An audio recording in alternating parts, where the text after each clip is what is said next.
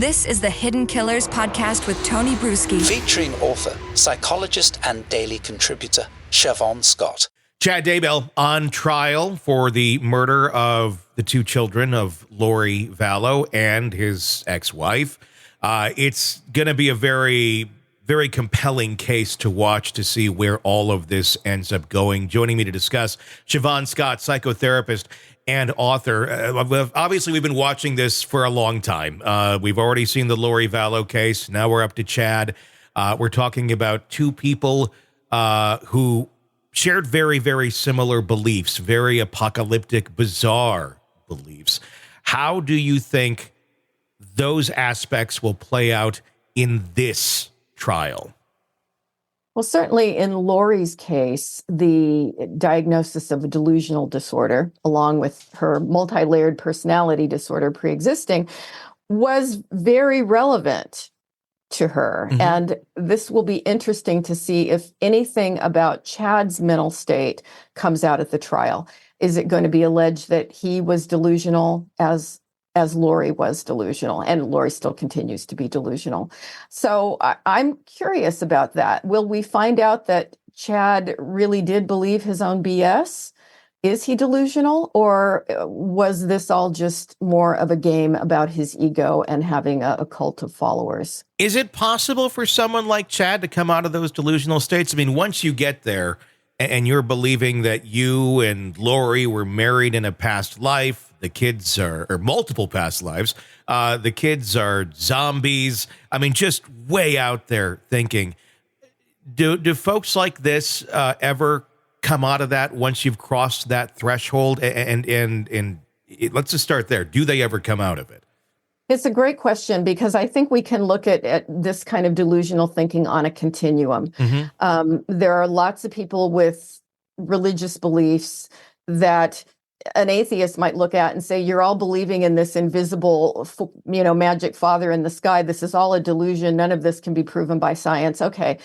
Well, at what point do we say, but believing that your kids have turned into zombies, there's this huge gray area with religious belief, and when does it turn into delusion?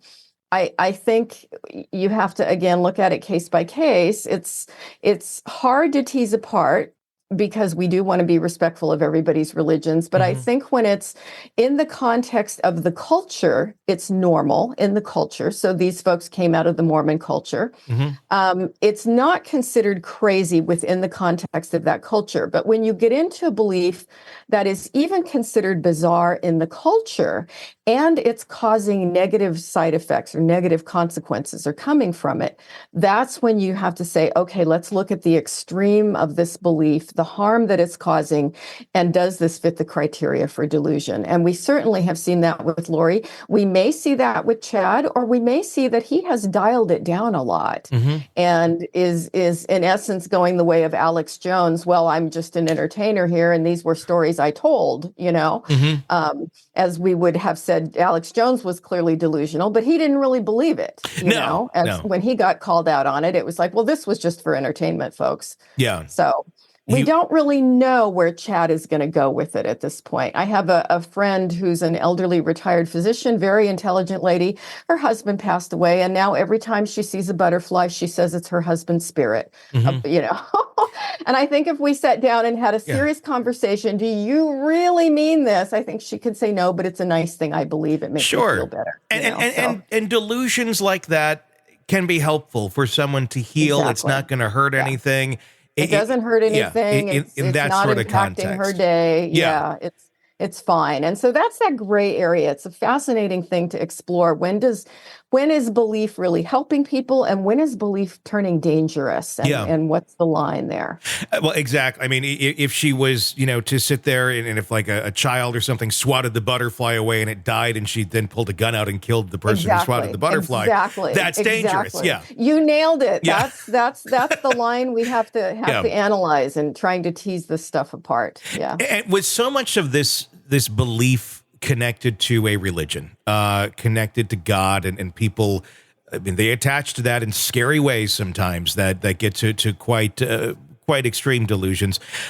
You had mentioned earlier, we need to respect everybody's religion. Do we need to stop doing that? Do we need to stop respecting everyone's religion? And I guess, at what point do you say, this one's respectable, this one's not? Because I know.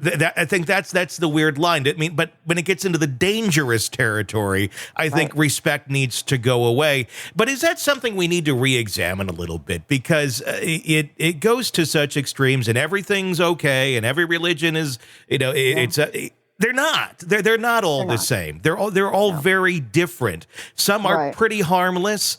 Some teeter on that brink of, if one of your people has a mental disorder or something, they could go bad pretty quick. And that would be most, in my opinion, of the Mormons, of where it's like, okay, for the most part, your organized temple stuff, you're all pretty harmless, whatever. But then you push it a little bit further and you get to this territory. And that's why we see such a crazy, unbalanced amount of people coming out of that organization doing these crimes. I mean, it's completely unbalanced for the amount of people that are actually members of that church compared to the amount that are involved in serious like homicides and things of that nature.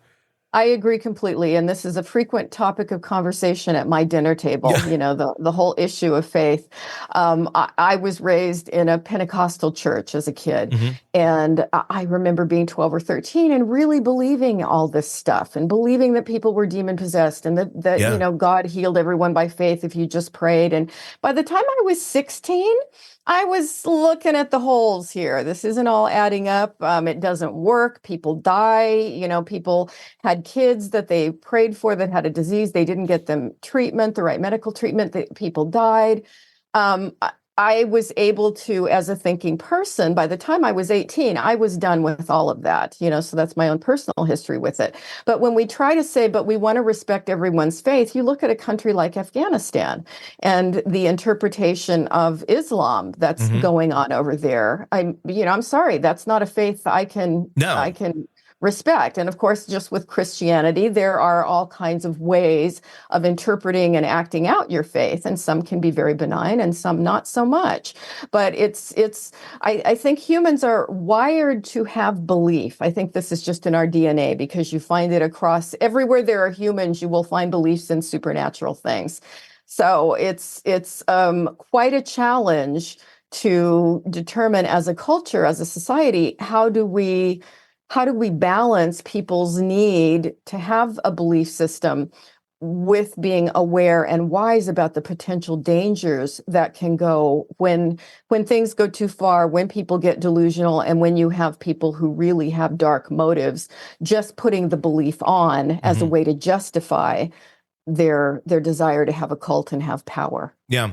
I mean, and if you just look at it logistically and how it all works, it's very much, it starts in childhood. It's indoctrination. And I mean, I grew up in a Lutheran church, and it was like, and that's what is preached. That's like literally in the Bible. Bring the kids and teach the kids young. And okay, is that if everybody didn't like quite go into that world of learning about these things till they could fully kind of grasp what they're understanding and talking about, I don't think they'd have as many members. I think there'd be a lot of people like, yeah, I don't know about this. But if you get indoctrinated into it early, there's that there's a feeling to it. There's a nostalgia to it. And I think a lot of people almost stick with that just because of those factors of the nostalgia, of the warm and fuzzy. And I don't want to let mom and dad down. I don't want to let whoever else down. Is that why we have or what enables some of these